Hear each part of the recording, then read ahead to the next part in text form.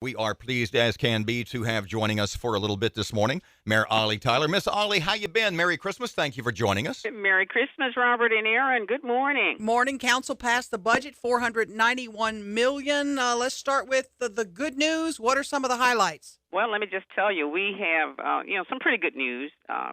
Basically, we have a budget that is very transparent and one that is real this year, Aaron, and we're going to be able to do a lot more infrastructural type projects for the citizens in Shreveport. So that's really the good news. We were able to get through the budget session last night, and several weekends ago, we spent the entire weekend, Saturday and most of the day Sunday, actually going department by department, just having that dialogue with city council members. So we came out of the situation with a lot more in our reserves, which is going to help us kind of restore some of the ground that was lost with our bond rating for general obligation bonds in the operating budget. So that's a good thing. Go ahead, Miss Ollie. I'm sorry. Go ahead. Finish your thought. No, and I was just going to say, nationally we need about 7% reserves just to show that we have a healthy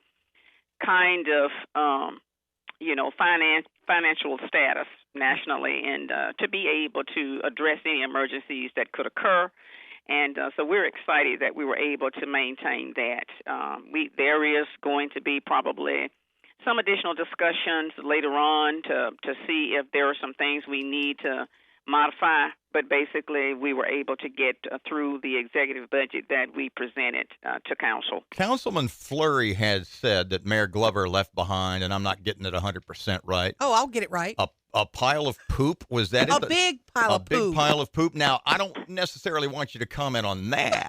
Yes, we do. But given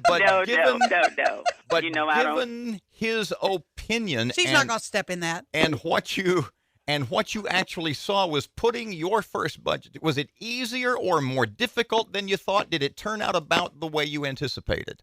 Well, it was a little more challenging than what I predicted. But guess what? We have wonderful people that have worked diligently. We've built a great leadership team. We continue to build that team. And, we are able to actually look at different ways outside of the box to be able to address challenges.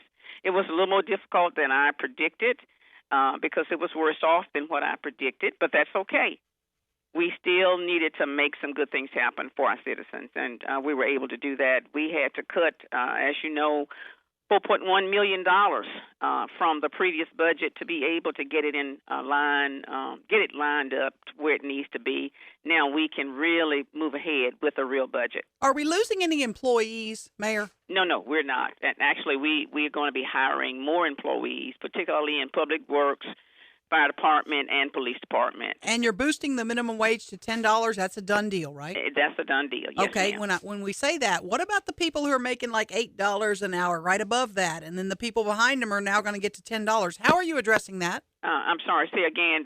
We only had about 400 people. Let me see if I can answer you. I'm not sure what you're asking, Aaron, but there were people who worked every day extremely hard, rain, sleet, and snow. Out there, the sanitation workers making $8.64 an hour.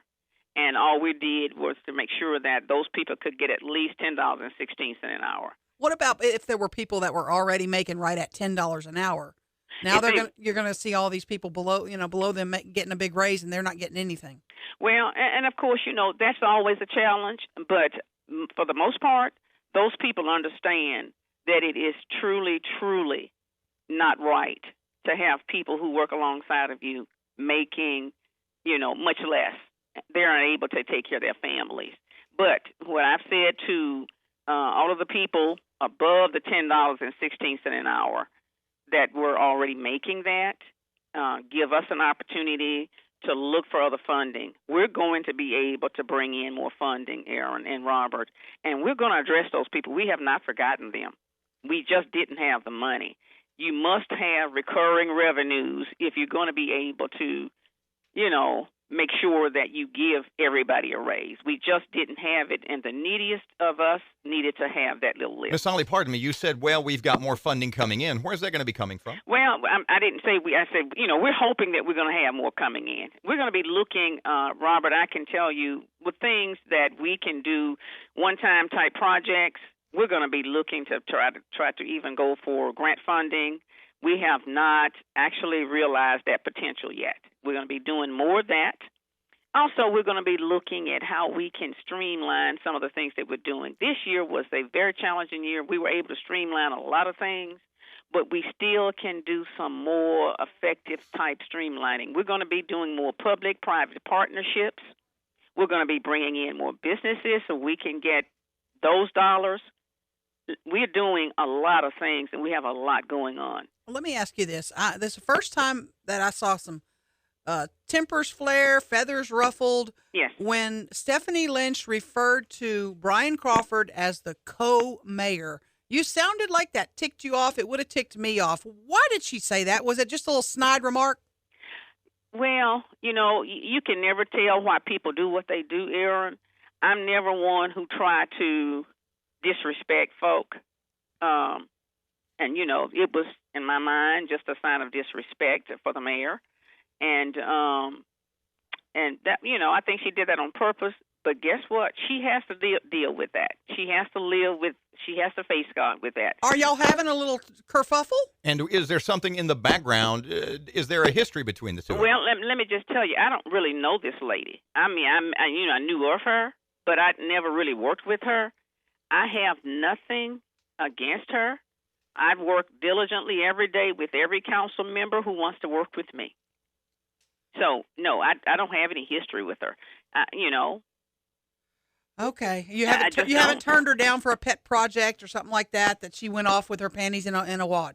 Well, when you pose 20 some odd amendments to a budget and nobody else agrees with you, I guess that's kind of a problem.